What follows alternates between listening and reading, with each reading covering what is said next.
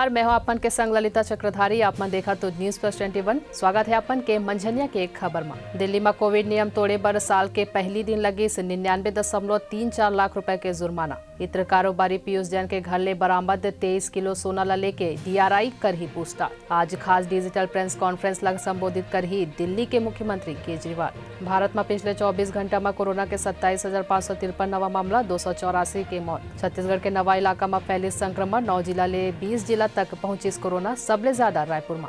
तेलंगाना में सभा रैली में रोक, मास्क न पहने वाले ऊपर 1,000 रुपए के लगी जुर्माना। वैष्णो देवी यूनिवर्सिटी में 13 छात्र संक्रमित।